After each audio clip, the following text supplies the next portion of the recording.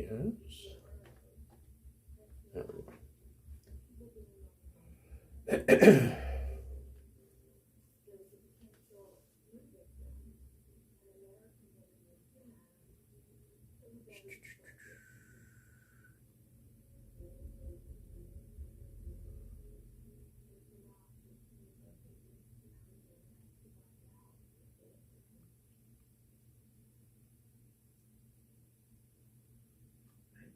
I started DMing a family game of D&D. Oh, yeah? How's that going for you? I have 3 druids. Whoa, it's one of those games. Band of Hippies is going to save it all. It's the Tyranny Dragons campaign. I decided to do that one. I will say, I'm sure it's not your first time DMing, but I will say that for new players and even for new DMs, Tyranny of Dragons is a great one to start off with. Because the first half of that, which is Horde of the Dragon Queen, really is, I don't want to say that it's on rails, but it really kind of is. I mean, it's very linear. You do this, then you do that, then you do this. And so those beginning players, they don't need to have a whole lot of thought on, where do we go next? What do we do next? Because it's very, ABC plot driven. And then the second half of the book, the second half of that campaign, The Rise of Tiamat, it kind of gives them a little bit more player agency and says, okay, well, this is kind of the world, and kind of introduces them to the idea of you have some choices of where to go, what to do, and what do you want to do first. And it opens up the idea that they can be in a sandbox and they don't have to be on rails. So it's a very good learning experience for an intro campaign for people. And I don't know, we've always had fun with it. I've run it 3 times now, and it's always fun. So it's been great so far. The kids want to play a lot. Yeah. More than I can care for. Yeah. Yeah. Got to think back to people are like, man, you are a machine. You're doing, 3 different campaigns every week, one of which is a completely different game system. And then you have another big campaign that you do once a month. I'm like, this is nothing compared to when I was, a preteen and a teenager. That's all we did. Ever. I think the kids are finally good enough at math and reading that they can play pretty autonomously, Yeah. So that's pretty nice. I think that was because we tried to play it in the past and it didn't go so great, but it went just amazing this past week. So. Well, and I'm glad we picked a good campaign. That is the other benefit of playing D&D, is that it teaches some very fundamental life skills. I mean, math is one of them, but not so much just the math, but it teaches problem-solving skills, Yeah. and social interaction skills too, Yeah. I think it's teaching probability is probably the best part, because people really don't. It's hard to understand unless you do something like that. Right. And people, yeah. So statistics and probability, I took that course and the advanced course. And every person that I've talked to, my brother-in-law is a perfect example of this, then wants to throw other things such as physics and whatnot in. I'm like, that doesn't matter. That has nothing to do. It does, but he's very black and white about things. Well, statistics and probability says this, and I'm like, yes, you're right. That is what it says, but that is not taking into account, is the dice hot or is it cold? Because it'll happen at some point, right? Enough. Right, and so I've proven this time and again. I've got a dice that it's like a mood ring. It changes color when it heats up. When it is black and it is cold, it rolls for shit. If I hold it in my hand and I warm it up until that thing turns green and then roll it, it rolls great. Every time, without fail. And he's also of the mind process that that all dice are inherently unbalanced. There's no such thing as balanced dice, of which I call bullshit. There is. I mean, if there wasn't such a thing as balanced dice, they wouldn't have a special caliper tool for it in Vegas to make sure that the dice are balanced. Yeah, I thought about that. I was like, Vegas it wouldn't work. Right. And there again, I have 2 sets of dice that are identical, and I can take those 2 D20s, and inside of 3 rolls, I can tell you which set is which, because one won't roll anything higher than a 10, and the other one won't roll anything lower than a 15. Every time. And I can roll them 3 times and tell you that dice is from that set, and that dice is from that set. Without a doubt. I've never tested my dice that way. Maybe I should do that with my kids. That'd be like a fun activity. Yeah. One of the things that I started doing, and they're getting harder and harder to find, buy translucent dice. Usually, the reason they're getting harder to find is because companies don't want to make them, because then they have to make sure that they are done properly, because you can see through the dice and you don't have to see all the air holes and blemishes, which messes with the balance of the dice. And so, and usually they cost a little bit more. But it's so worth it, because I've got some translucent dice that roll pretty much perfect every time. But the higher end dice, not the ones that you get for $6.99 in a game store in a tube. If you buy something like the Wizard's dice, or what's the one that does the Call of Cthulhu dice? Like, I think they're just the Lore of Mythos or something like that. Anyways, those high-end resin dice pretty much always roll pretty good. But the cheap ones that you get in a tube, you're like, oh, well, I want some sparkly dice. I've got $6. I'll buy these dice. They're going to roll like shit. Almost every time they're going to roll terrible. At any time you see on Etsy, oh, I made these dice. How'd you make them? I made them by hand. No, that's okay. Thanks.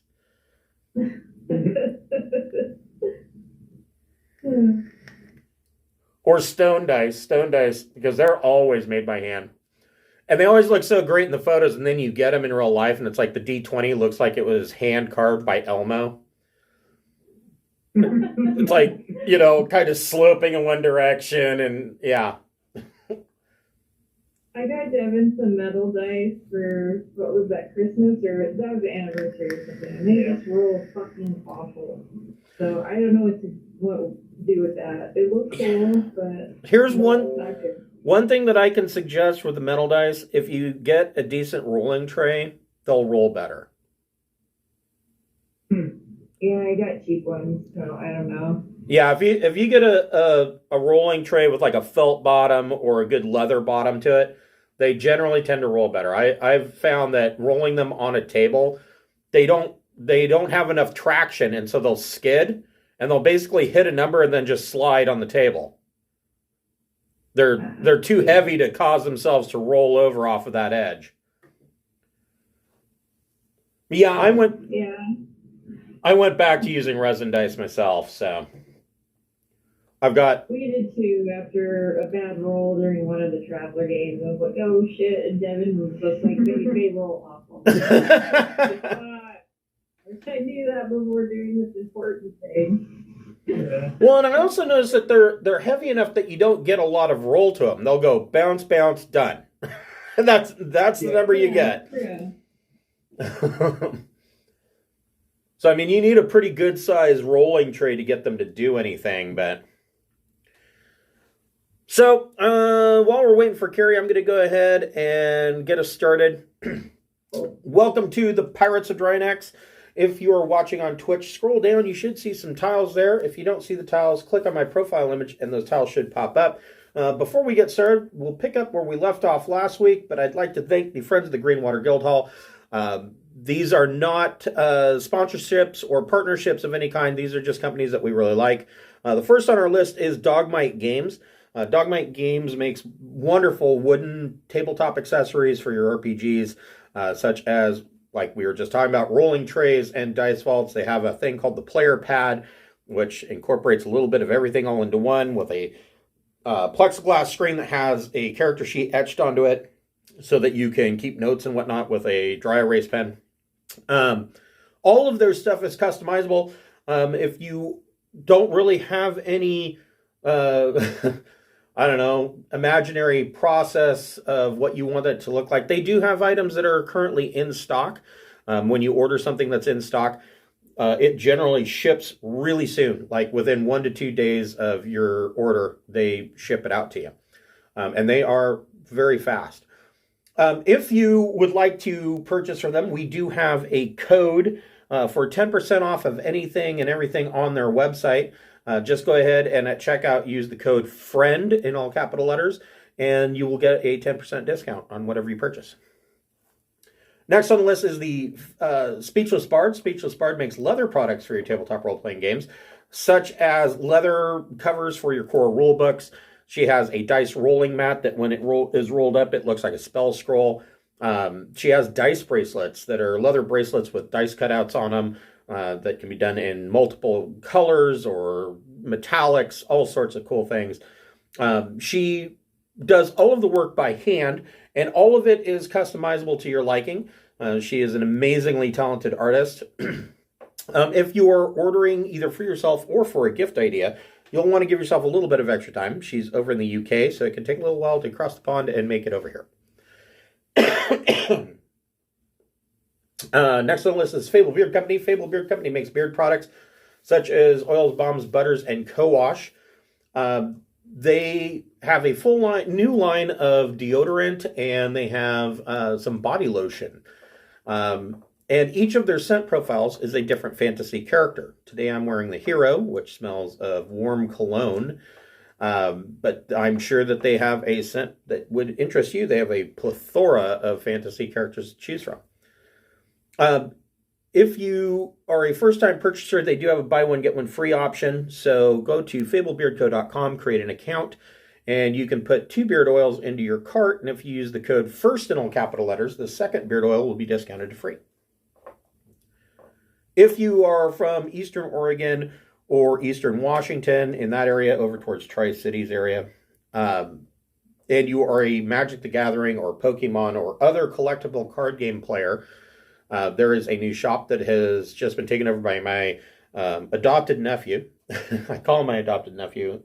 He's not really my nephew, but I claim him.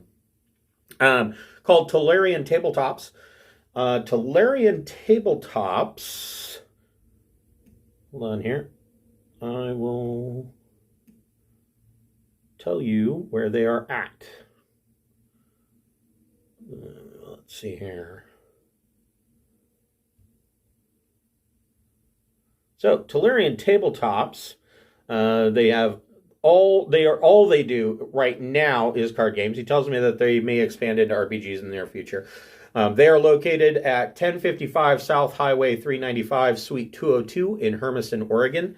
And if you are looking for a particular card or you got cards to sell, feel free to give them a call at 541-305-5744, and they can set you up with any information that you may be looking for.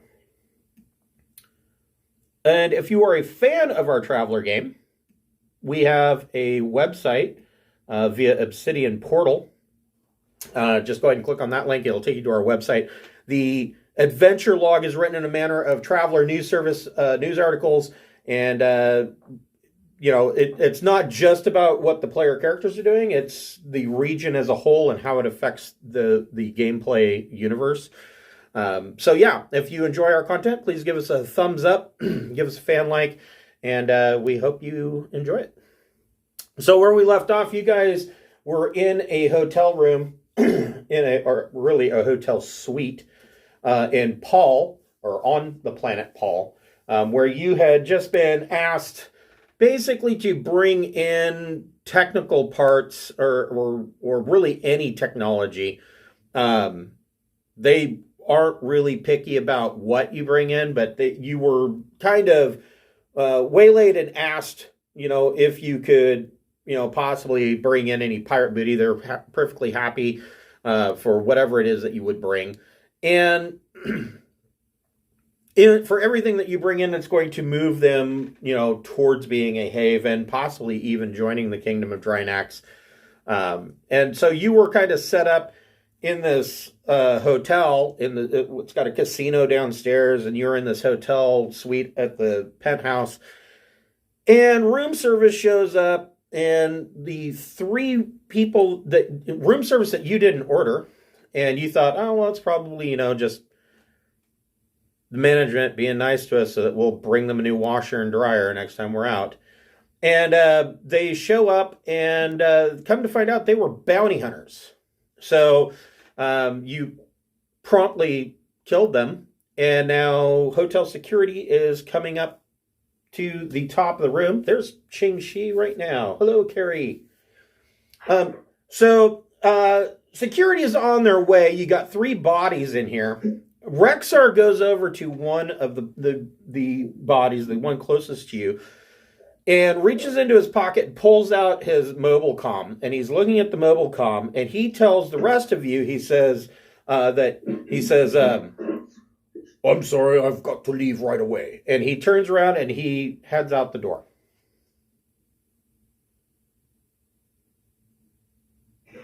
Bye, Rexar. Love you. So you've got these 3 bodies here. One of them is now missing a mobile comm. And security is on their way up. They will be here in, probably 12 seconds. Who needs catching up most? Is it me? We already tried that. I thought we were going to book it to the ship.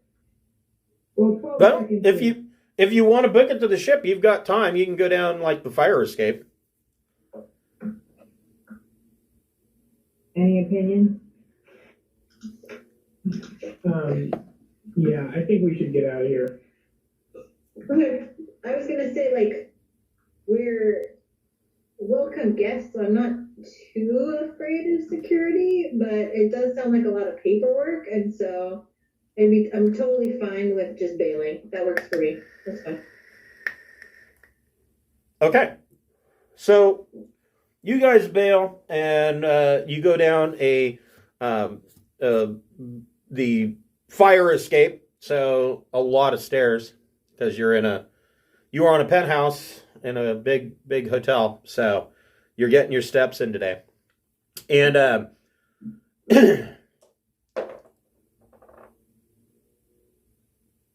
man, that was a terrible roll. So you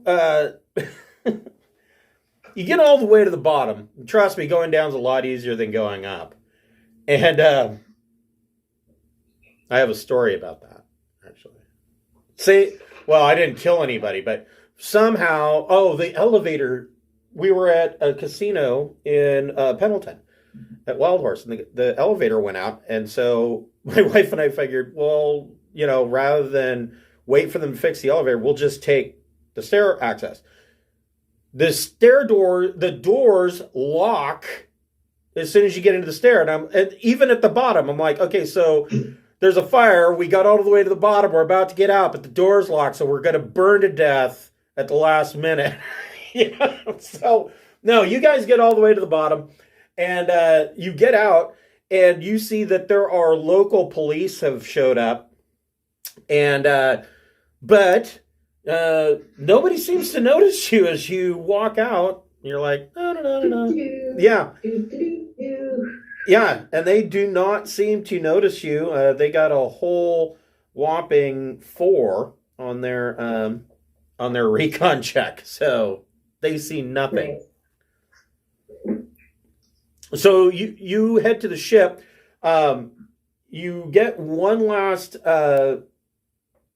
message from Rexar. He apologizes. There is a family matter that he has to deal with his clan, and he will have to leave to go deal with that. He will be gone for a short time. So yeah. we are going to be hopefully getting some more players soon. But I'm sure he'll be back. So sometime in the future. What do you guys want to do? Are you going to stay on Paal, or have you had enough? I mean, you did your...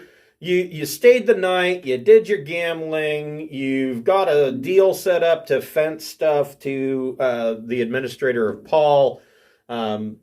There's really no need for you to stay here. You can continue on towards Tyok. Yeah, let's take off and make use of like the med bay kind of shit on the ship so that we can get healed up all the way. That's true. I have to just eat a whole lot because of that tapeworm I ate. Yeah, I just need to eat a whole lot of food. I need to go to the buffet, stat. Yeah, so who's injured? Me and she, right? I think that's it. That's right. So how bad is Ching-Shi shot up? I got some healing last time. Not a lot. So I'm down to 6 in endurance. Okay. But that was recovering. As I recall, there was a decent amount of recovery. Like I gained 3. Because so I'm still 3 down in endurance. Okay. But I didn't have to touch strength because my strength is almost nothing already. I'm just not strong. Okay. So you haven't taken any strength or dexterity damage. Correct. Okay. Just endurance. So if there were any leftover after first aid was applied, which it sounds like there were 3 points left over, then that means surgery will be required. Captain Beth, go ahead and make a medic plus intellect or EDU, your choice. 14. Okay, so you are going to be fully healed as soon as you wake up. But in the meantime, Beth, you can pilot the ship to get you guys out of here. I think this is the first time Beth has piloted. Well, no, this is like the second time Beth has piloted the Harrier. So, Beth, you get clearance to take off. Go ahead and make a piloting plus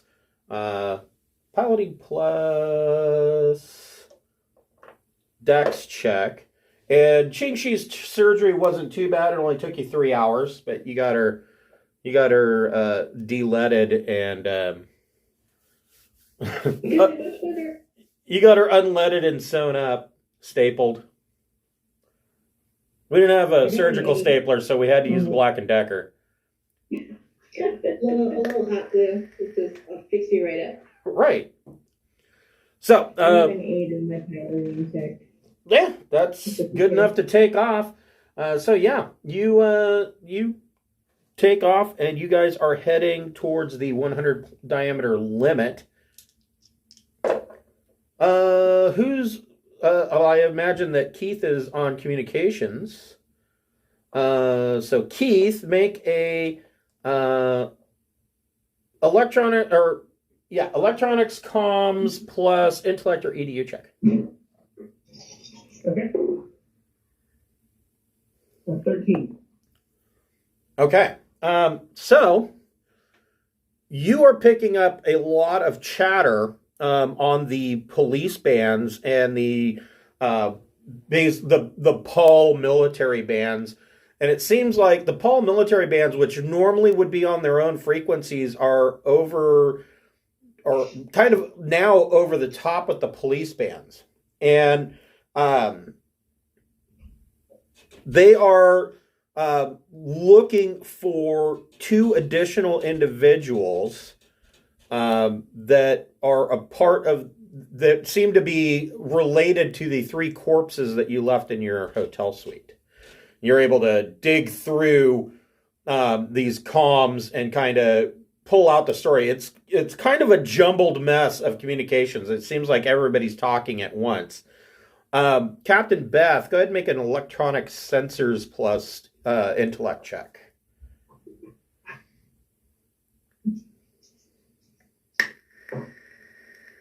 9. A 9.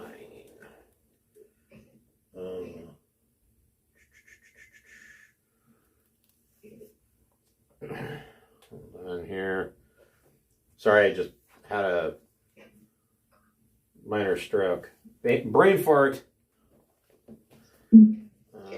So while you're looking things up, I don't usually work on Wednesday nights, but I was working tonight because last night I went to the Tool concert. Yeah?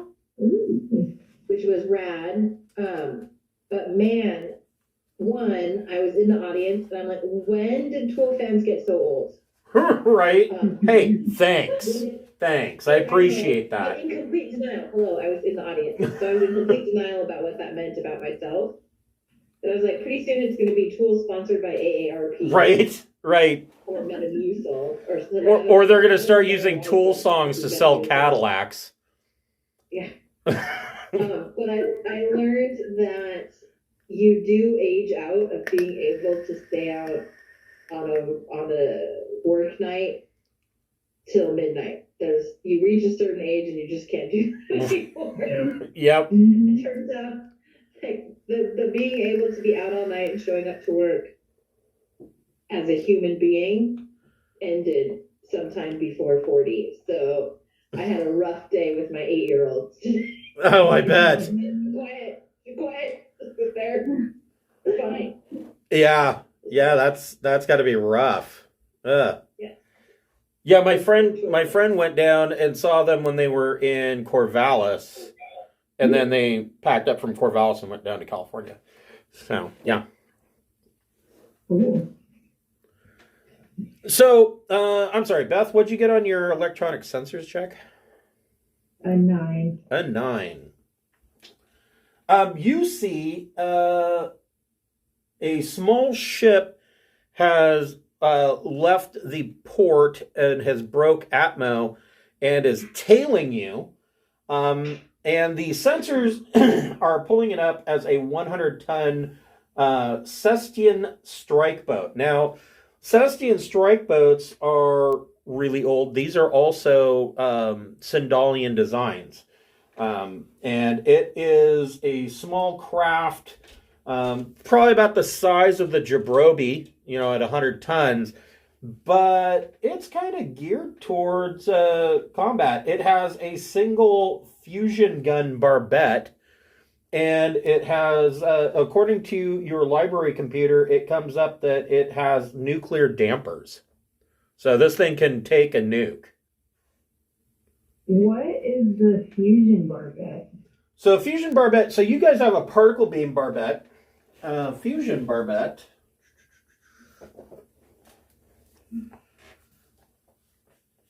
I will tell you.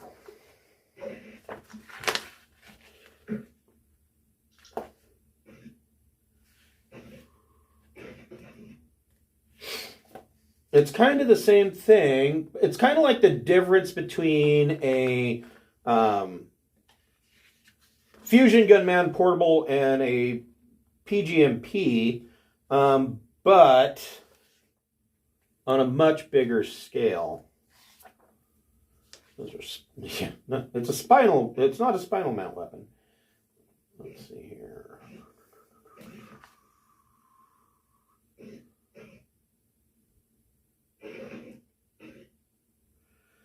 So Fusion Barbette is a TL-12, can do 5D damage, and it deals radiation damage. Does the Sandcaster work on that? No. Sandcaster is pretty much lasers only. Okay.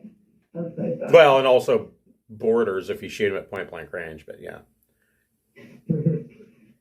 Well, should we strike first and ask questions later? Pretty sure you guys are coming for us. Might as well. All right, make it so. I have a question. Do we have both the ships with us? I mean... Oh, shit. Yeah, that's right. You guys have two boats. I was on one with Rexar. We'll say that Rexar is taking the other one. He's going to drop it off on Tyok. Okay. and then go deal with his family situation. That works. Hold on, I'm scanning my traveler folder.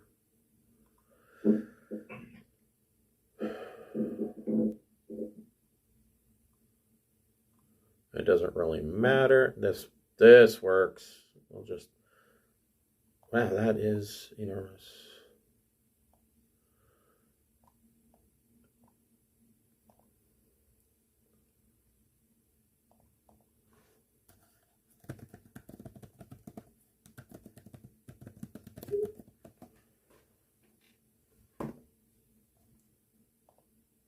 All right.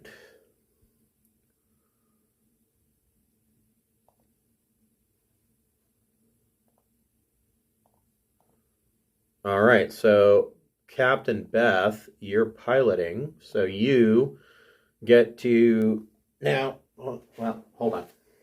Time out. Oh, that's not what I wanted to do. Damn it. There we go. Thank God. Thank God for trained bugs. Okay.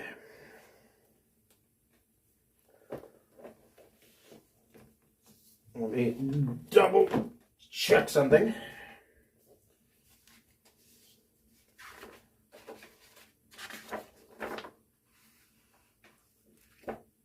So I've discovered they have changed, and I've made this comment before, they've changed a couple of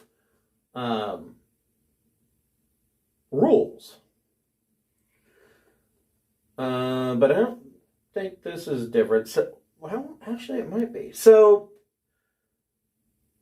Beth, for the Harriers initiative, you roll 2D plus your pilot skill, plus the thrust score of the Harrier, which is 6. So I do have a question. Is it possible for Qing-Shi to pilot? Or Qing-Shi, If I like come woken up. I would say Qing-Shi can pilot if she wants to come up to the bridge and pilot, but she's going to be at a -2 for almost everything because she's dopey from the yeah. Okay, all right. I'll roll them. Okay. What's the thrust score? It should be 6. 6. 6. Okay. And then my piloting skills one for 7. So 13 altogether, right? Yeah.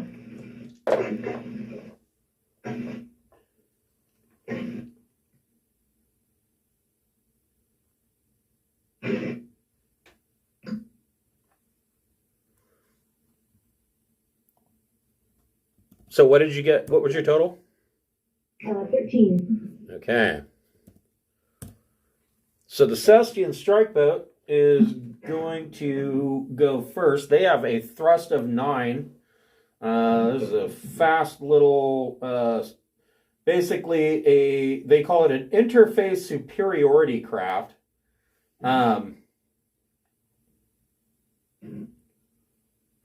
They're going to, well, It's our turn. Your con. And I think that somebody else is called that we try with us. so he's going to use 7 of his 9 thrust to close the gap, and reserve 2 points of thrust for evasive maneuvers. He is going to then fire his fusion barbette and hits.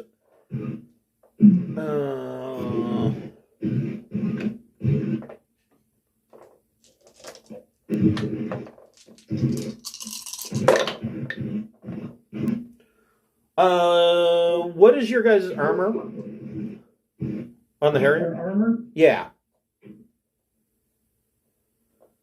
I don't have that written down. Let's see here. We have 88 a hold.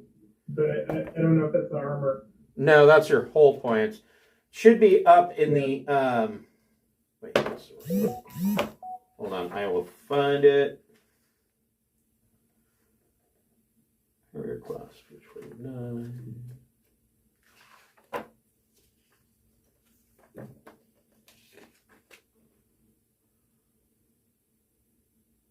So you have bonded super dense armor. It is armor of 4. Okay. So that can go away. 6, 7, 8, 9. So the barbette deals 9 points of damage to your hull points.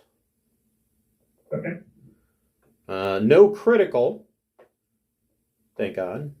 Because he only got 1 point over his attack roll. So,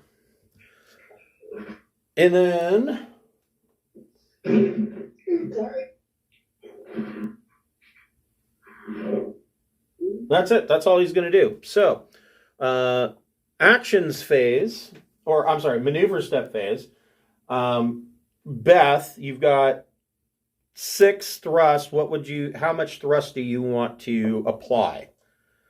So technically speaking, he's going at 7. If you drop thrust, he's going to overshoot you. Overshoot me? Yeah. He will, Stupid for instead of being behind you, if you drop thrust, he's just going to fly right by. I might just do that then.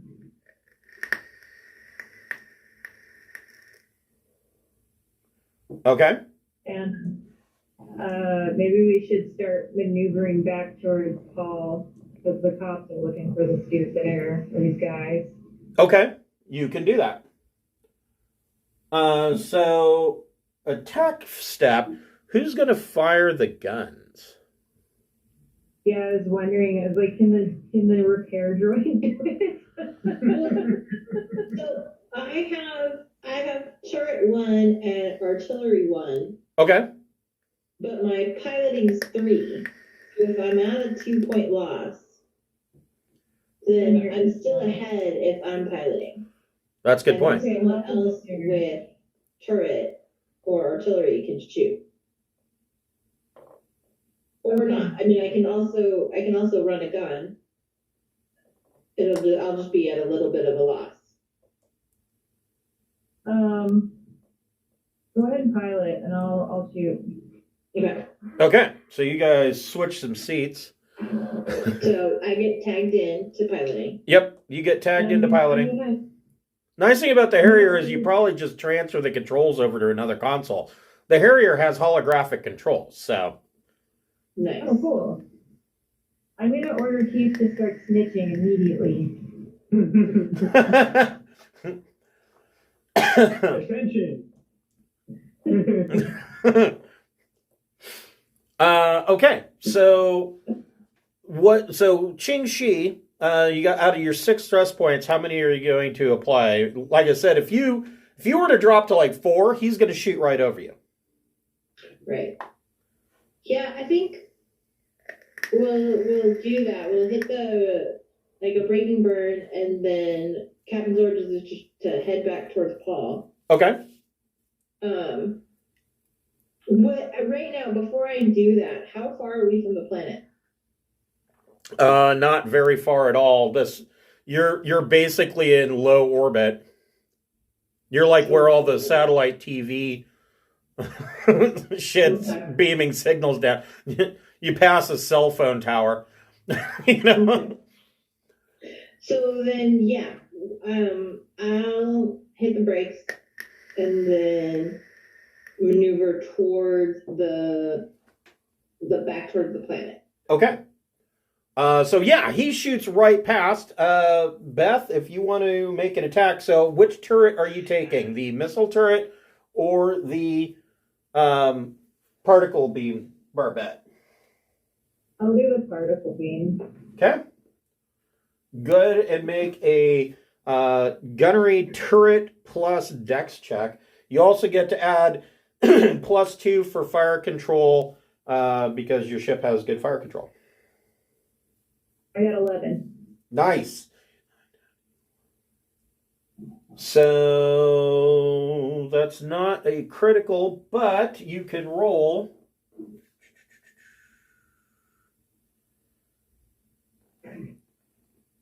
4D plus 3 for damage.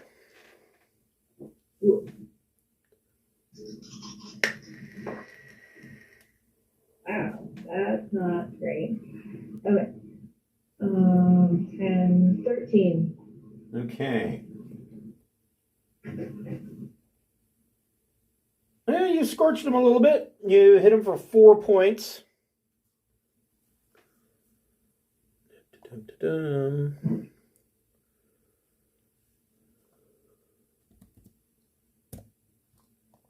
Okay. Maneuver phase. Action step. In order of initiative, ships can perform miscellaneous actions such as repairing damaged systems.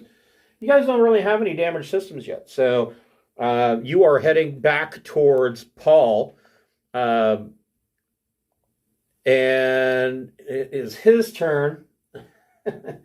So he's going to maneuver around, and he's going to adjust thrust to 5, leaving him with 4 additional points, and they're going to take another shot. Again with a 9, which only gives him a +1.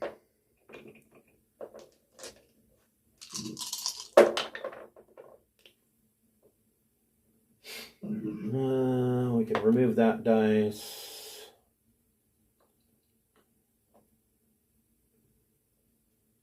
Oof. 17 points to your hull. Damn it. The engineer's like, okay, you guys are going to have to get serious about this now.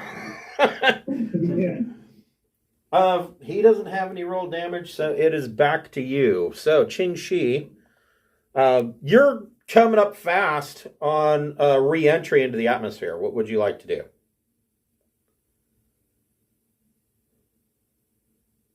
I think you're muted. You're muted.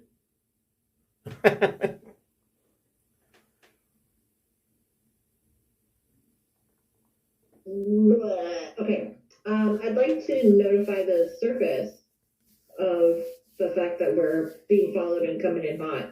So Keith can do that in the actions phase. He can make a comms check down to the surface. But what do you want to set your thrust at? So they're hot on your tail. Right. But if we're that close to the surface, it's like increasing our speeds doesn't seem very smart. Mm.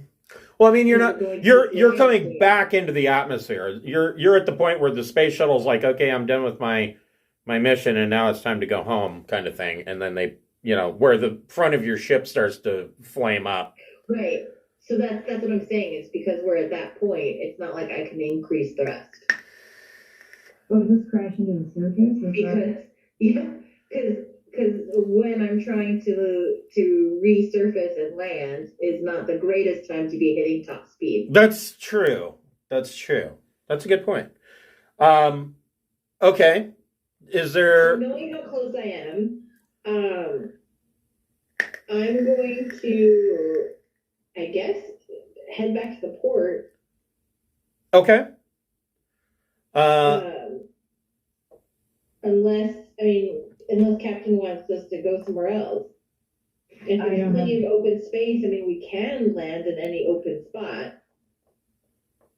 But it seems like even with the dead fake security or fake waiters, we still have the favor of Paul. And so it makes more sense to me to run back to the open arms of admin rather than wing it. I agree. So yeah, I'm gonna go head back to our spaceport, and then hopefully Keith will have a chance to let him know we're coming and what's behind us. Okay. because then maybe they can prepare a counter as we come through. Okay. Beth, did you want to take another shot? Sure. All I'll right. shoot him. Shoot. That's not really good.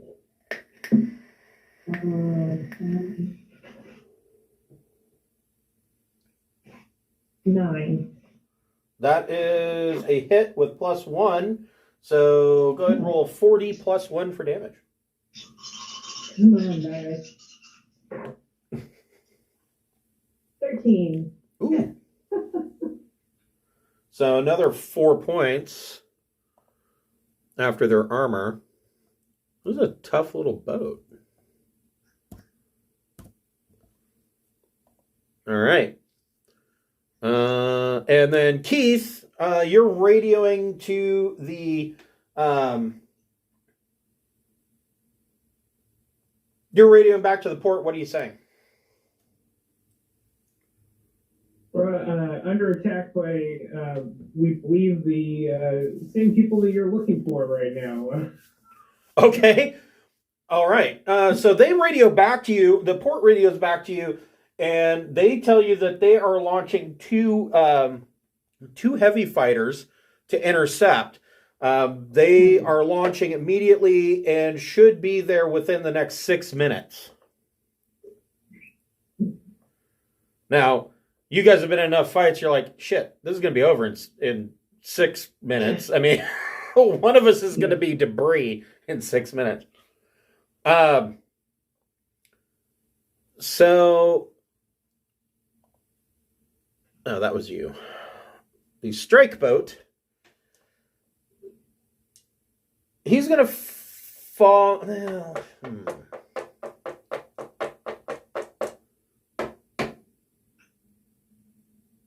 I don't think he's going to follow you. I don't think he's that stupid. So you see him increase thrust and kind of slide he slides on the atmosphere and changes direction and heads back out towards the 100 diameter limit and increases thrust to full 9. His gunner takes one more parting shot at you. With a +3 to his damage.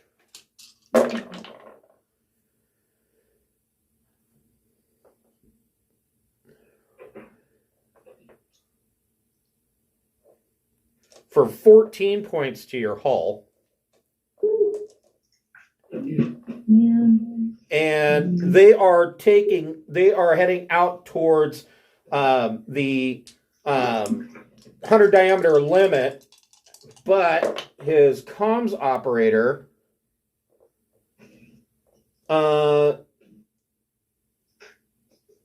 Keith, you are being jammed. And it is your guys' turn. So Ching Shi, you're continuing to head to the port. Yes. Okay. You don't have to do anything. You are on track to land at the port again. Okay. Beth, do you want to take a longer range shot at the strike boat? It won't fuck anything up for the port, will it, if we do that? No. Okay, yeah, I'll shoot him then. Okay. It's like an 8. That's bad. Right. That is a miss. Yeah. And Keith, go ahead and make a electronic comms plus intellect or EDU, your choice, to break through the jamming. That is a 9. So they're still jamming you. You're not able to get any clear instruction from the port on where to land or what to do. But they are now taking off at maximum thrust. They're no longer an issue.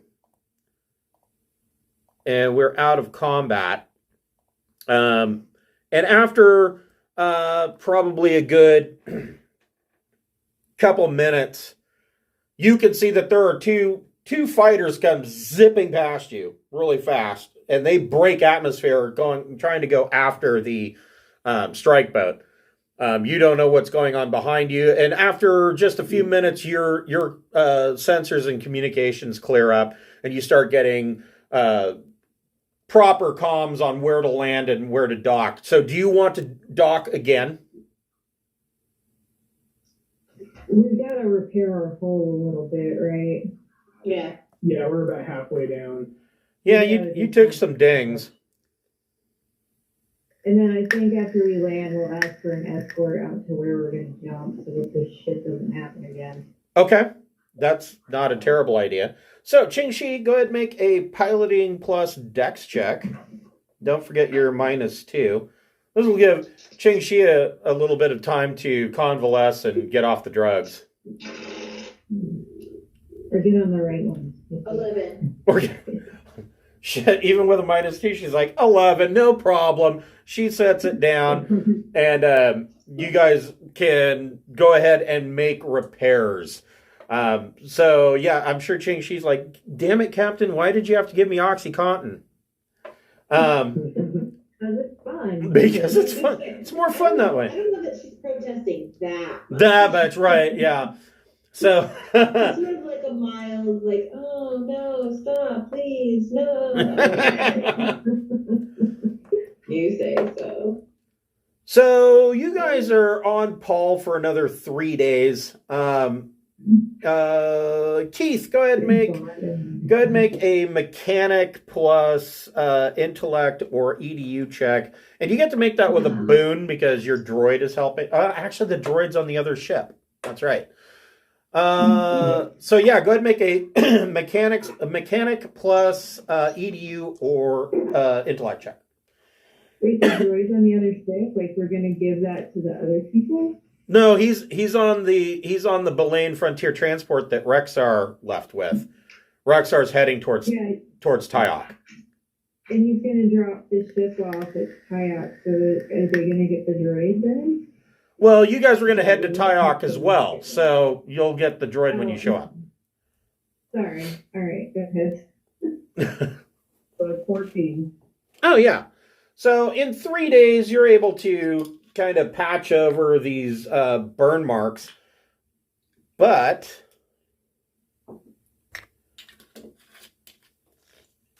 let's see, they hit you 3 times or twice?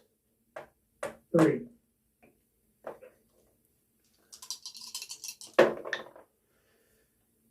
Oh, that's not good.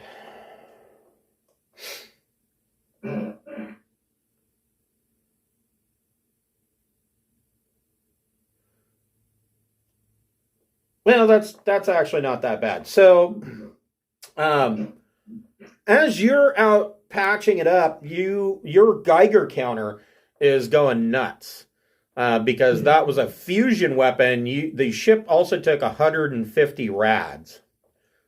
That's not enough to really do anything to get through but that could have been a lot worse if they had actually penetrated your hull. I mean, because it's basically 1D times 10 every time they hit for radiation. So, yeah, that could have been bad. But don't worry, you're fine. Nobody's going to grow a second head. Or have potato babies, so you're good. So yeah, you're on. What, you wanted potato babies? Sure. A little spud as a co-pilot.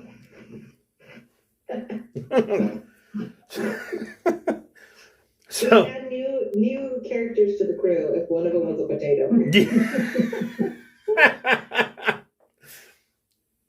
make Teddy the potato. So yeah, you're on Paul for another 3 days. The administrator has come to your dock, has supplied you with all the parts that you would need for repairs on the house. He is extremely apologetic. He tells you that this kind of thing never happens on Paul, and He says that the local authorities are doing everything that they can to kind of try and find out who these guys are. But so far, the investigation has really come up dry. They have no idea who these guys are or why they would be after you.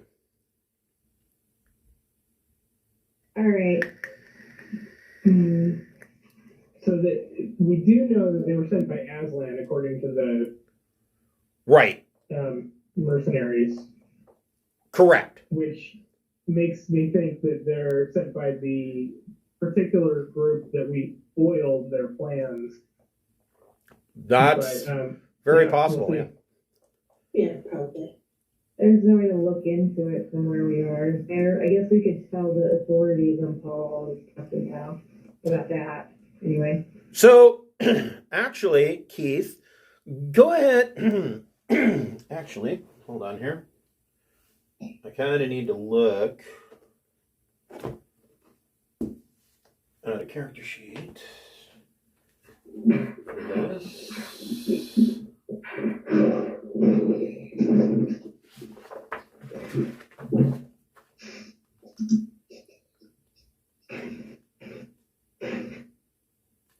And you guys remember the good old days before the internet when there was a character sheet at the back of every role-playing game book that you just photocopy? Yeah. Now they're like, just go to our website and download it.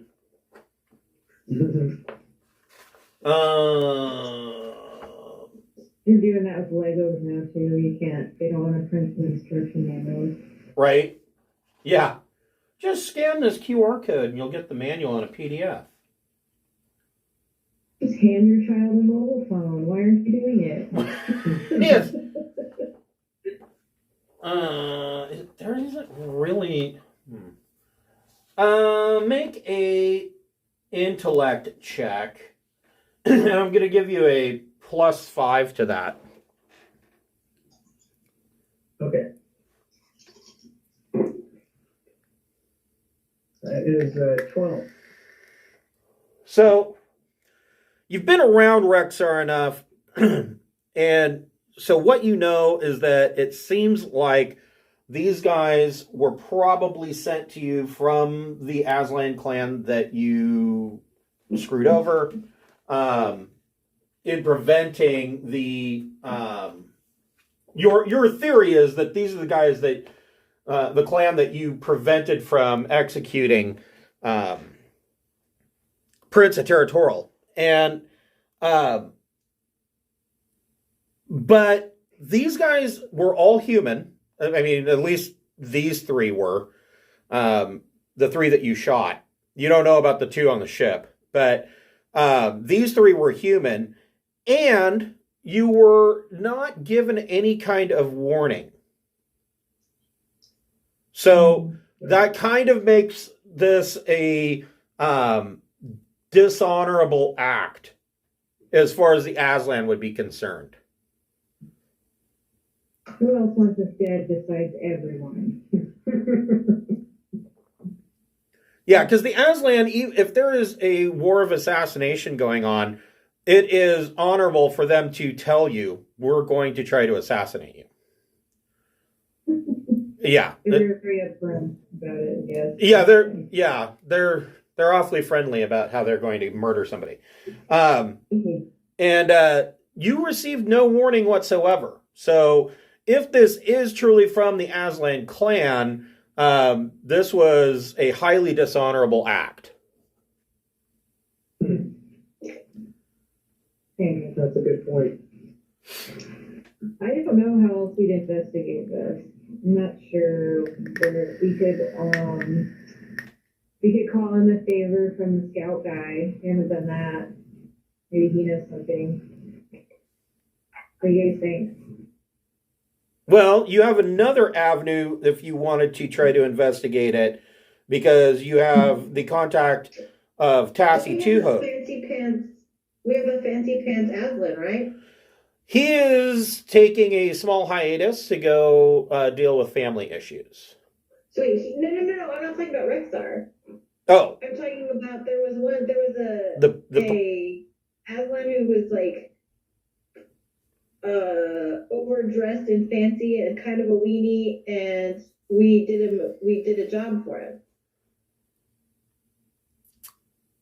Whose name I cannot remember right now, which is super helpful. well, I thought you've got a couple of avenues. The first being that you're heading to Tyok to meet with Tassie Two Toes of the Aslan Underground. That's, of course, one. I mean, if somebody's going to know about an assassination or bounty, then I would think that the mafia would know. The other option, of course, is once you're done at Tyok, if she doesn't have anything, you can, of course, ask Utia back on Keturah if she's heard anything from the Hati clans. That's true. Okay. I guess we should just ask for an escort then out to where we're gonna jump. Okay. Good idea. So the administrator on Paal is generous and gives you four heavy fighters as escort, and of course with the Harrier you don't have to go all the way out to the 100 diameter limit because you have the ability of early jump. So who wants to do astrogation? All right. Do an astrogation plus intellect or EDU check.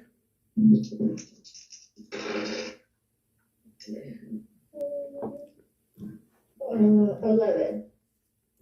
Okay. So, Keith, go ahead and make a engineering power check. Engineering power plus intellect or EDU.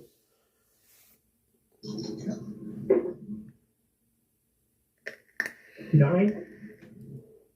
Okay.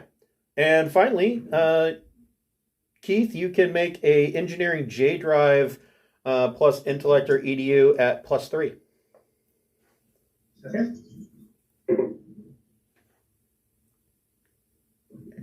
Cool.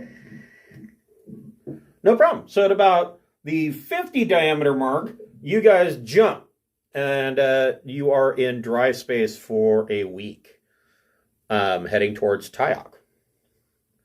Now, I believe... Let me double check here. So many maps.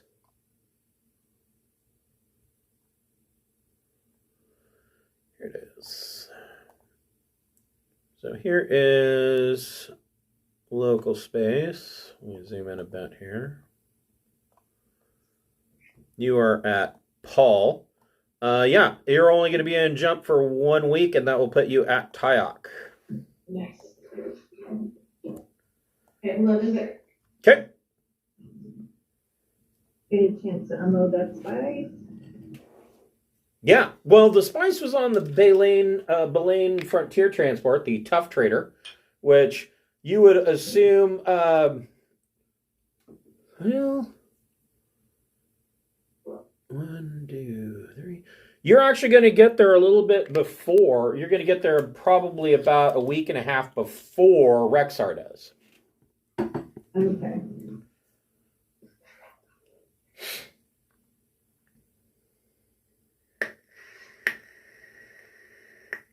Yeah, we can go directly there.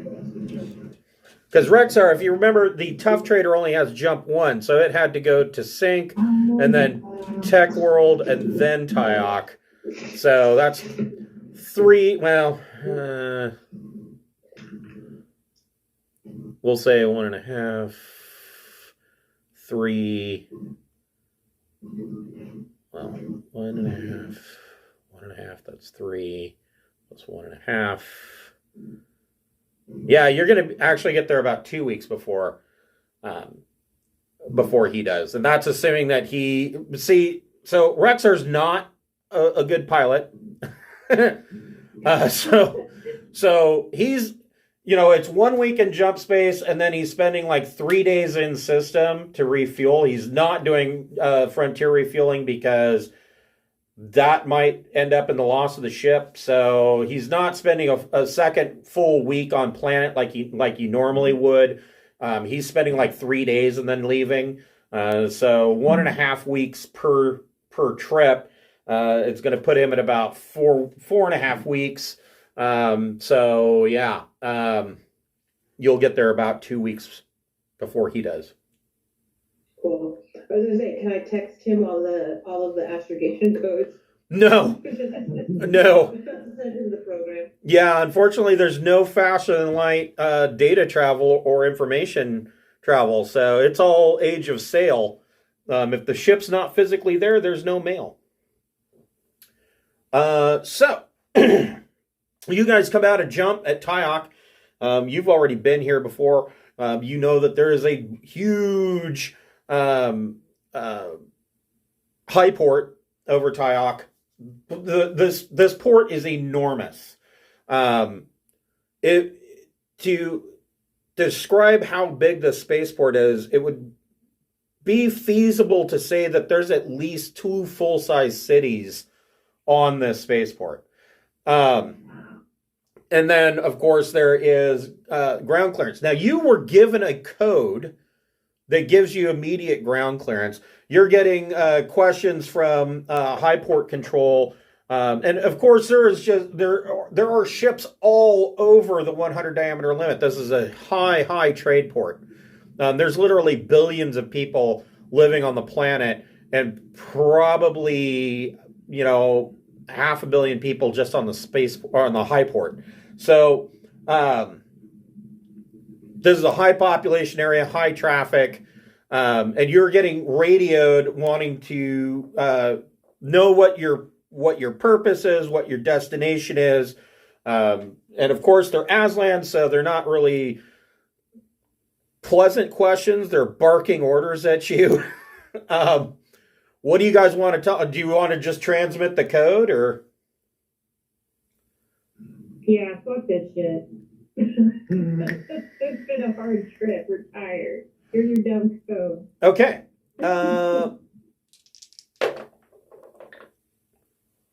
There is an immediate apology that comes over.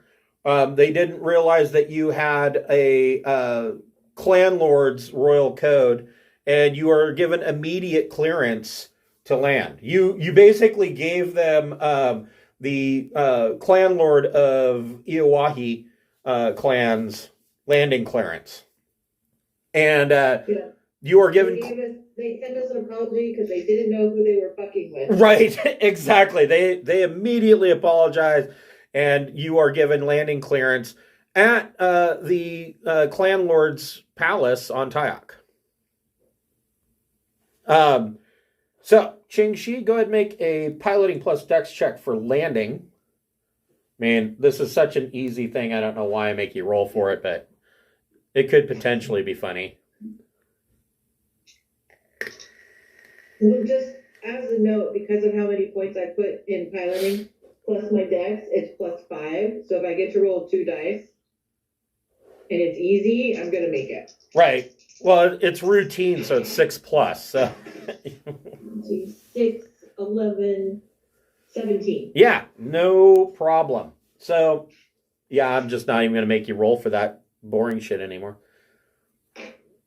I remember one time in Alternity, I made them roll to dock, and they just botched it terribly, and they just fucked up the space station. There's so much property damage. Because, are you drunk? What are you doing? So, yeah, you bring it in and dock at the Royal Suites, and as soon as you land, there are female Aslan tech crews that are coming to your ship. They're plugging it in. They're getting ready to gas it up. And as the three of you step off, an Aslan female, like the lead ground tech, comes up to you and tells you that the Harrier is due for maintenance again.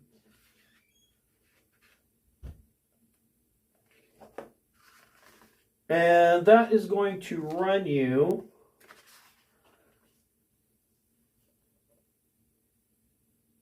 for basic maintenance. This should be good for a month. It's going to run you 28,630 credits. However, she tells you because of the code that you used, refuel is on the house. That's a benefit of the Royal Code. Alrighty, let's. I'll subtract it. Nickel and diming me for spark plugs and an oil filter. We saw some metal shavings in your transmission pan. We're gonna have to charge you extra. Oh man. I think your blinker fluid's low. We're gonna have to clean the nose of your ship with some prop wash.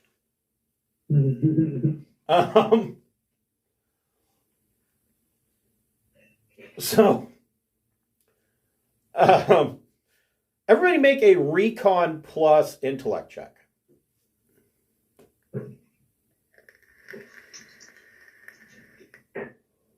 Oh, nice. I got 15. Well, 2 60s. I only got 9. What did Ching Shi get? I got 7. So, Beth, as you are signing your name on the data pad, you kind of look up over this female Aslan's shoulder, and you see kind of in the shadows of some cargo containers in the docks, you see Tassie Two Toes. And she's got her hood up, and she's watching you. She doesn't motion to you or move towards you. She's just kind of ducked into the shadows watching. I will wink at her.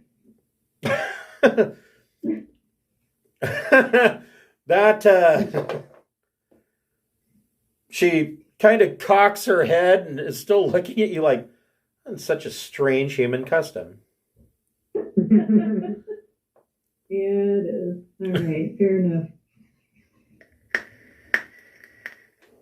So yeah, you sign it, and she tells you not to worry. My techs will take good care of her, and we'll take care of all the maintenance while you're on Tyock.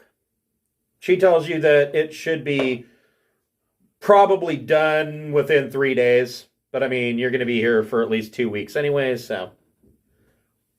So did we repair our hull all the way, or will this do it, or? Yeah, you repaired your hull all the way. There's some obvious scar marks and whatnot. 3 days was pretty fast to kind of get over the melt marks in your hull, but don't worry, that they'll take care of that with the maintenance. Everything will be fine. Awesome. So we should head to wherever we met Tacitus the first time. I'm trying to remember, it was a bar or something, right? Sure. So Beth, you kind of head out, and you realize that Tacitus is shadowing you the entire way to this bar, and you gotta get out of the clan lord's palace and the what can be only constituted as the nicer area of this Starport, and you get into the rougher end of the Star Town. And I mean, it's hard to really call it the rough end of the Star Town. So Aslan society does have their ghettos, and I mean, like it or not, they exist in almost every society. But A lot of the ghettos here are, Ihati who just came back with nothing. And so they're renting some hovel. But there is a small nightclub in this area of town that is known to be pretty rough. So you go into this nightclub, and Tassie Two Toes, kind of as you're getting in the front door, you're warned by a male Aslan bouncer that this isn't really the kind of place for humans. And she kind of just slips past you. She doesn't even have to wait in line to get in.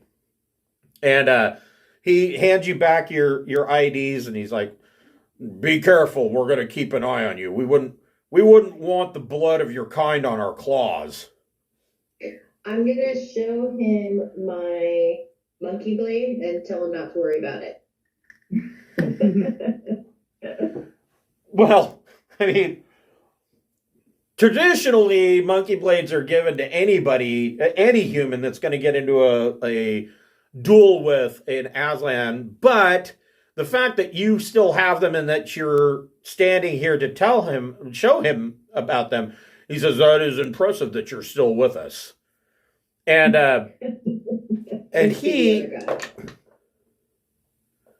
he goes, "Wait a minute, I've seen you before." Nope. "No, I'm pretty sure I saw you on the TV. There was some famous duel or something." On the TV. Yeah, okay, you got me. Like some autographs, Ching-Chi, damn. He says, Kick some ass. he says, "No, I am genuinely impressed. You are quite the fighter." Gotcha. And he yells over to the bar, and he goes, "This is the one who fought to help save Hitteratoro. She drinks for free." And the crowd, all these Aslan at the bar all raise up their mugs and are like, "Ah!" And so you are set for the night, Ching-Chi. Rad.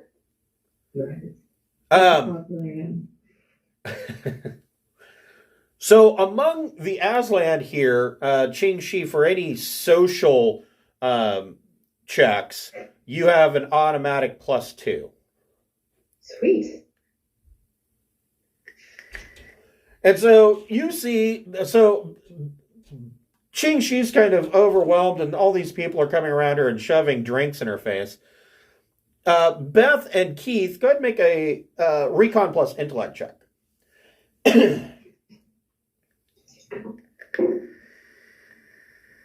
9. I also got 9. Okay. So you are able to spot the booth where Tassie Two Toes is sitting, and she is cupping a ale and just kind of waiting for you. All right, let's head on over. Be like, who's trying to murder us this time? So you come over and slide into the booth, and she says, "So where is the dust spice that you promised me?" And we can tell her exactly where it is, can't we? So it's going here, and then here, and then here. And Yeah, I mean, you can tell her it's en route from Paul to Tyak via Sync and the World. Yep, ship the jump one. She says, "Excellent. That's excellent news." But someone's trying to murder us, so that's not good news. She said she asked for a description and asked for your sensor logs of the ship that attacked you. Alrighty. You can also have my social security number. And all my passwords. There you go. No, ma'am. Yeah, that's her name. What was your favorite food growing up? Did you have what was the name of your first pet? So she takes that data and transfers it over to her mobile comm, and she taps something out and she says, I have my people looking into it right now. And she orders a round of drinks and she says, oh, this is going to be the start of an excellent relationship. Once the dust spice gets here, you will be able to fence anything that you pirate and sell it here on Tyok through us for only a 10% fee as opposed to what you would normally be paying to fence at other locations. Let's drink to that. Yeah, you guys all do a shot of Aslan whiskey, which is quite a bit stronger than regular whiskey. So the name of the organization that Tassie Two Toes works for is the Ria Hiralakur. They are basically literally a crime syndicate. Which is, I mean, here again, it's one of those things that's really weird given Aslan's honorable nature and how they deal everything with honor and the movement of the universe, blah blah blah. This is another one of those things that is strange, but is always going to end up happening. Is that not only are there ghettos, but there is a crime syndicate, a black market, an underworld that is dealing with all of that. No matter how honorable these people are. I mean, the samurai still ended up having the Yakuza. So, there you go.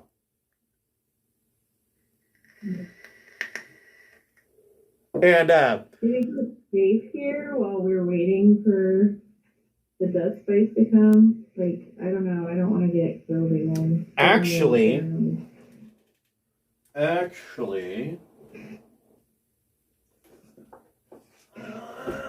I need to look at a character sheet.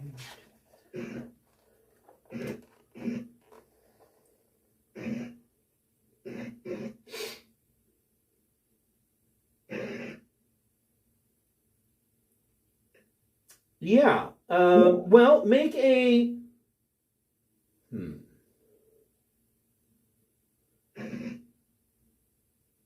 Make a morale... Well, just make a recon plus intellect check. Okay.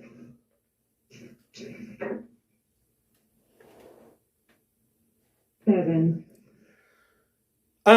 You do feel fairly safe. I mean, as long as you are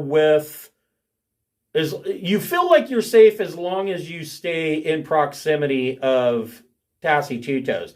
What you've noticed is that nobody in the bar is coming over and giving her any kind of shit. If somebody does come over to talk to her, it is more of a tone of deference, of respect towards her and whoever she's dealing with.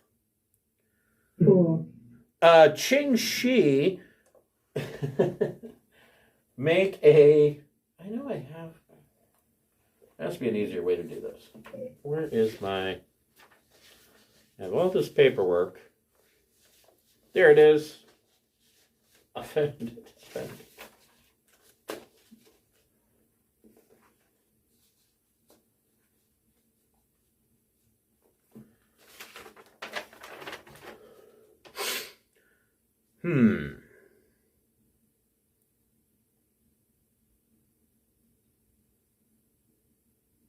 Qingxi, do you have carouse? I do. Make an endurance plus carouse check. I'm endurance plus carouse. Good endurance. This is gonna be like me last night. I failed my check last night. Endurance and carouse.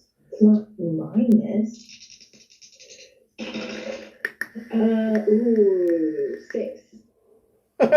Qingxi's getting pretty hammered off of Aslan beers and whiskey. Cool. I'm in the corner getting white girl wasted. Yep. Wooing. Woo! For a mechanical mobile. Oh yeah, it's a mechanical Vargar that the Aslan are riding. No. Tassie Two Toes tells Keith and Beth. She says, "I've arranged to have a more private setting rather than a hotel room. I've set up an apartment for you while we wait for the Dust Spice to arrive." Cool. And she says, and so she gives you a room key. It's basically the building right across from the club. And she tells you, you might want to pull your friend out. She doesn't seem to be able to hold her liquor. And she and she says, I will contact you as soon as I have some information on these would-be bounty hunters. Cool. Let's go to the apartment and play video games and like eat Doritos and stuff. Just be the worthless photos. Well, not too many video games. The 3D television actually has like a couple of bent rabbit ears on it, so it doesn't get all the channels. It's a fairly run down apartment. The other weird thing is that because you are on an Aslan world, all the furniture is oversized. So anytime you sit down in a chair or climb up into the bed, you all feel like little kids because everything is so big. Yeah. That's kind of fun, honestly. So about 3 days goes by, and I mean, there's not a whole lot for. Yeah, you're still hungover after 3 days. There's really not a whole lot for humans to do. I mean, yeah, there's big markets and whatnot in the starport itself, but you've been in one starport, you've been in them all. So, but there is a generic bar and grill. You know, there's an Astro Burger, so you can at least get some food that you're used to. After about 3 days, Tassie Two Toes contacts you and tells you, she says, I tracked down the information on those 3 killers. And she says, they do seem to have been contacted by an Aslan Ihati. She says, but this Ihati isn't from the Hair Raid. It seems that he was from the Glorious Empire. And he's a known mercenary who's currently in the employ of General Development Corporation. Those guys suck. Well, I need to thank Tassie for figuring this out, though. Yeah, I couldn't figure it out on my own. She says that's all the information that I could get, but it at least gives you a direction towards, who's gunning for you. Evidently, there's some kind of contract from Jadeko. Don't know why they would have an axe to grind with you, but evidently they aren't happy with you about something. What did we do to Jadeko? We took over a planet. Which one? It was Is it Akron? Akron. Oh, okay. Shit. All right. Dang, they're kind of late if that's what we did. That was a while ago. Well, there's a couple of. That's only one of the reasons, but I feel like the planet we melted might have been Jadeko too. Like, I feel like that was the planet we melted was Space Corp or whatever it's called. I could be wrong, but yeah, there's been a couple of things that may cause them some alarm. I don't think there's some of them you may not know about that you guys did. So. All right, fair enough. So at the end of the 2 weeks, on clockwork, Rexar brings in the tough trader.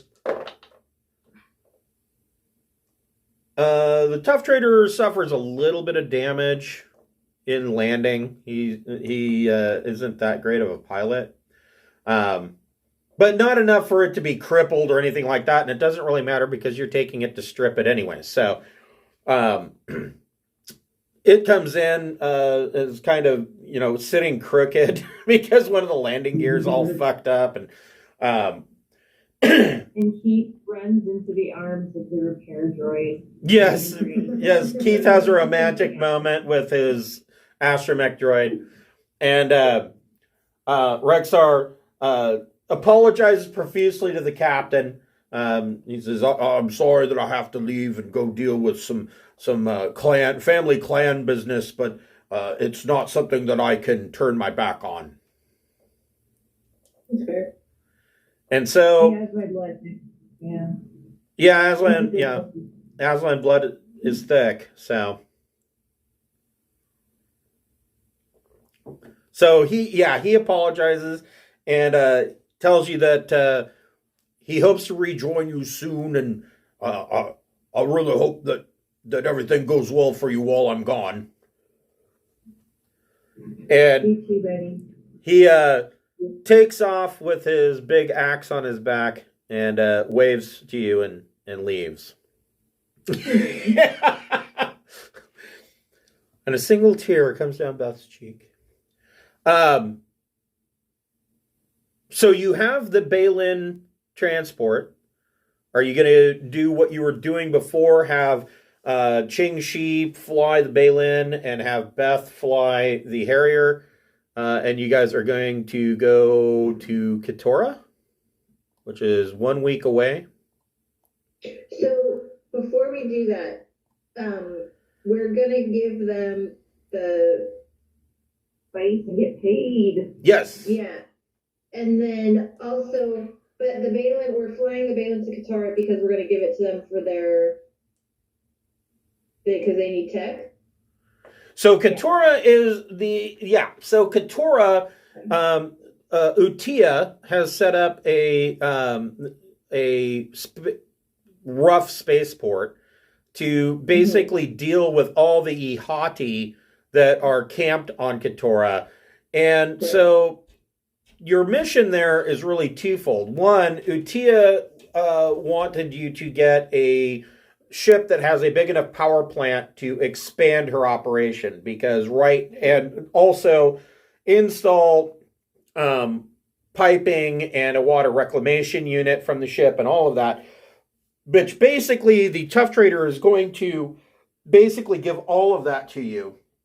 And right now there's so many Ihati on Katora that the water system that they've got, I mean, there have been cases where they turn on their shower and they're getting gray water coming out, raw sewage coming out of their shower. So this should fix that. The second part of the problem is that King Oleb of Drinax sent you to Katora, because if you look at the map, Katora is only 2 parsecs away from Drinax. And so the issue that King Oleb wants you to take care of is to direct them anywhere else but here. And but you are assets of denial.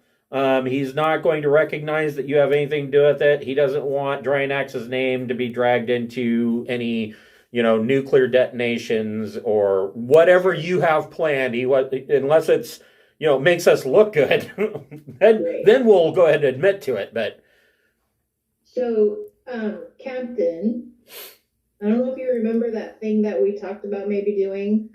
Yes. Yeah. Okay. So, do I get the repair drone to do it? Should I take the repair droid with me? Seems like a good idea. Yeah. Unless Keith wants to come. But one or the other. I'm not clear on what we're doing. Do I need to leave the room? No, because eventually we have to tell you anyway. So now's as good a time as any, right, Captain? Sure, yeah, that's fine. Okay, so our thought was, because we want we want to be able to give them the ship for our own benefit, but we also don't want to put Drinax at risk.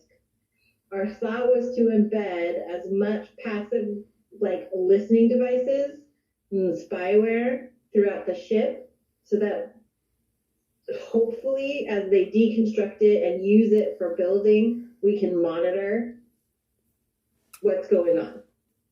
Okay. So do you want to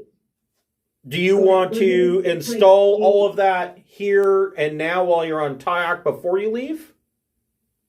Yeah, definitely. We're gonna stick like 8 ring doorbells on the Yeah, but you're not gonna screw them in. You're gonna use like double-sided tape to just stick them to the door jam. Yeah, and obviously, as they pull the ship apart, I don't know, they might find things or accidentally disable stuff. But we're talking about wanting to make it as much of a spy device as possible before we hand it over. Okay. It'll be at the port, so if somebody is planning to attack, they're gonna have to take off from the port, and they're probably gonna say or do something to indicate it. We hope. Well, Certainly. well, you're on Tyak, so that's a good place to be if you want to buy that kind of shit. So let's see here. Tassie, do not. Hey, Tassie. She's pissed because I haven't shown her character sheet yet. We were talking shit. I know, right? No. Let's see here. How much do we get paid for the dust spice, though? Am I dumb? I don't think we get any money for it. I think we just get access. Oh, Blaine. Actually, for the dust spice. No, I thought we were supposed to get paid. Yeah. And I don't remember exactly how much I promised you, but I am going to tell you that deposited to your account is 420,000 credits. Sweet. Nice. 420. All right. 420.69. No. Okay. Oh my. Hey, Tracy. Brad. So let's see here. So you probably want recording equipment because, like I said, there's no faster than light communications. Right. Yeah, and I mean, we're not sure how often we'd be able to go pick things up, or if we'd be able to hire somebody to take it out. But better to try and spy on the potential enemies than not make the effort. Right.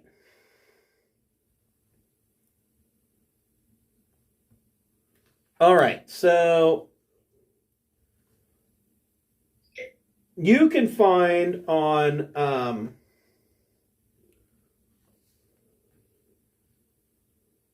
sort of like air tags are going on all this stuff.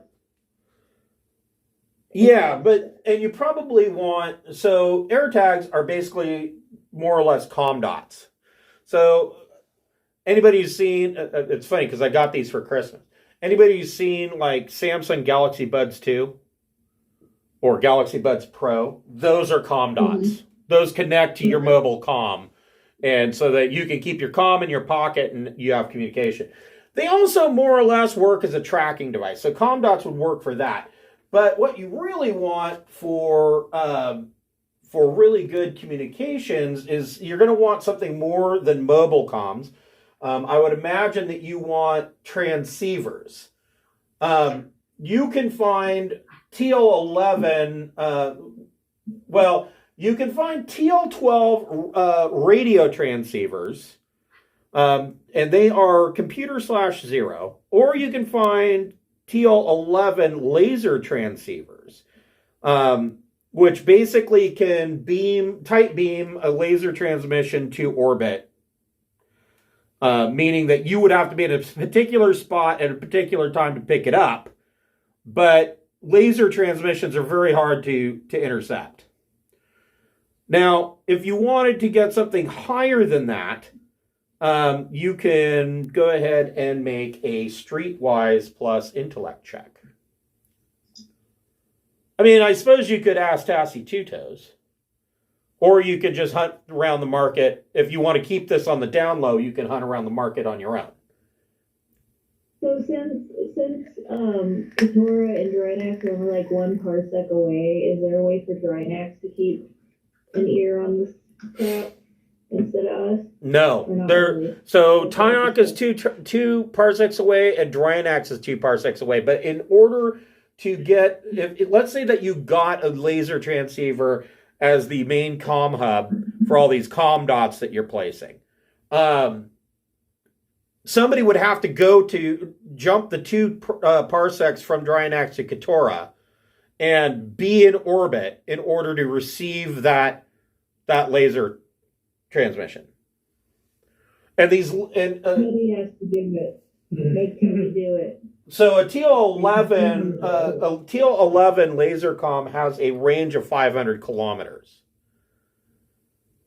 Okay. So you're probably going to have to drop through the atmosphere in order to even pick up the signal anyways.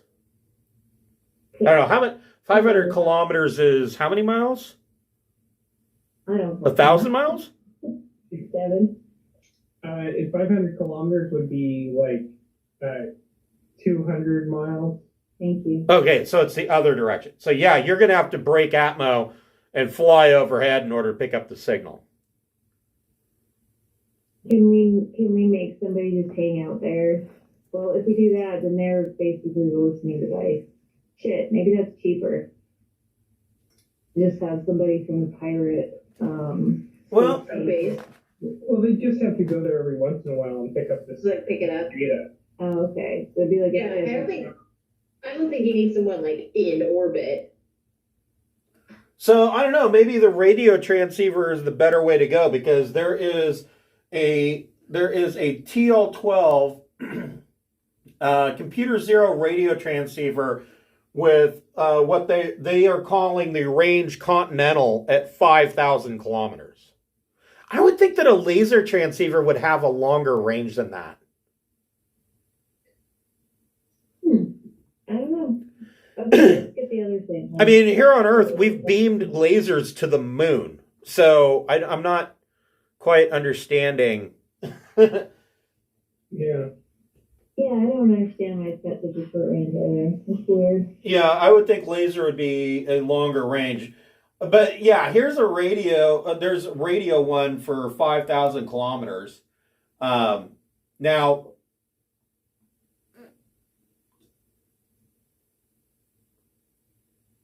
yeah, Which regional. is 3,100 miles. Yeah, that would break atmosphere. Okay, cool. And that transceiver is only going to run you 1,000 credits. So then the question is, if you want to pepper this ship with hidden comm dots are only 10 credits each. How many of them do you want to buy? A shitload? I don't know. Yeah. Let's see how many. We have. I guess how many usable parts are there on the ship that we could put it in? That's a good question, actually. So let me look at the Belane. Yeah, that's a really good question.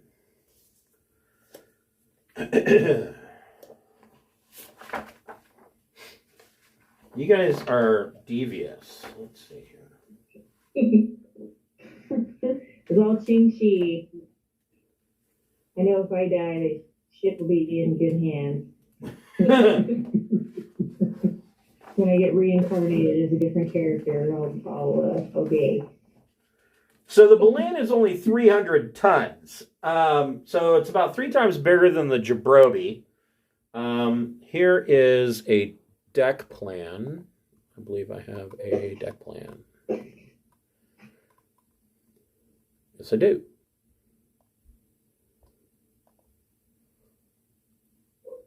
So I will. Yeah, that's from when you took it over. I should just get rid of them because they're now living the rest of their life on fantasy. That was rad. So yeah, here is the deck plans for the Tough Trader. It's 2 decks. You can say where you want to put them. I zoomed out to like 30% so that I can see most of this ship. So I don't know where exactly we put them, but if they're 10 each, what do you think? Get 100? Yeah, like in these thingies. Through the engine part, through Yeah, I'm thinking 100 is good. in the recycler. I will subtract it from our total. Just stick it everywhere. Let's make it look like it's part of the aesthetic of the ship. It's so sparkly in here. All the glitter. Okay. Sequins. So, Keith, go ahead and make an electronics comms check plus intellect. We'll see how well you hide these. Well, if they get pissed, we can say we found it like this. Right. 10. Okay. All right. So that's pretty good. All right. So you take another 6 days going through this Tough Trader and stashing these comm dots and finding a good spot for this this transceiver. Now, I'm assuming that you want the transceiver to basically broadcast an encoded message. Yes, definitely encoded. So go ahead and make a electronics comms plus intellect or EDU check on that. Okay. That is also 10. Okay. So it will be difficult, a difficult check to decode. And it will be a difficult check to find. And then the last question is, do you want this thing to send a burst transmission like once a month, or how often do you want it to send this information? Can we get it to do it on command? Like when we're in range, sit down and it does what it's collecting? Yeah. Yeah, you could do that. Broadcast. I don't think we want it to broadcast if we're not there to receive it because someone else might. Right. Yeah, you could do that.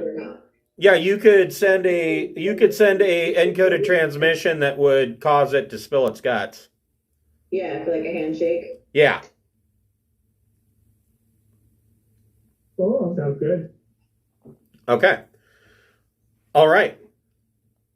So, Ching Shi's going to pilot the Tough Trader, right? Mm-hmm. And Beth and Keith are going to be on the Harrier.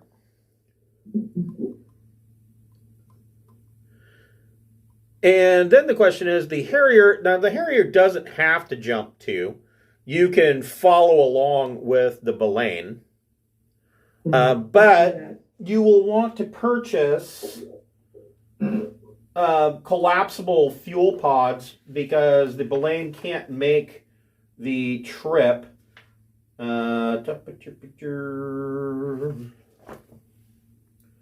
Collapsible fuel pods will cost for the Baleine for a single for an additional jump will cost you another 500,000 credits. Well, didn't we buy some? Oh, that's right. Yeah, didn't we do that before? Yeah, you did that. You bought some. We bought them and then we were skimming to refuel them as we went. Right, that's right. So the cargo hold right now is filled with a full collapsible fuel bladder. So yeah, you can make 2 jump ones, and I assume that the Harrier is going to want to make 2 jump ones as well, rather than showing up a week early. Yeah, I want us to stick together because there's guys after us too, so Okay. help. Ching I'm Shi. really listening to a lot of Celine Dion on my shit by myself. Kind of like slide into the captain's chair in my underwear with a button up, risky business style. Oh, yeah. Me, And me partying on the ship. is the astromech droid going with Ching-Chi? Yeah. I believe so. Yeah. All right. Well, I'm sure the astromech droid's going to record all of this to play back to the pirates at the space station.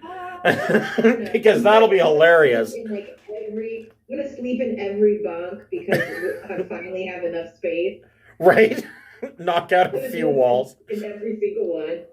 So Ching-Chi, go ahead and make a astrogation check. Astrogation plus intellect. 10. Okay. All right. And Chief Clark, you can make a J drive plus intellect check at +3. Or, I'm sorry, +4. So that's 18. Okay. So after 2 weeks, you arrive in this system, which is Katora. So it has one gas giant, Belafo. There are a number of rocky planets, Vorka and Sanka. Vansis is really close to the star. Meon is fairly close to the star. The only planet that is worth a shit, and that's really stretching the bounds of what worth a shit means, is Katora. And so you guys land on Katora. Let me find the map. There it is. And we are back finally to Katora Spaceport. And we will pick this up next week at 7 o'clock on Wednesday night for the continuation of Pirates of Drinax. This is Ihati. Woo. Thank you. You're welcome. All right, guys, have a good night, and I will see you guys next week.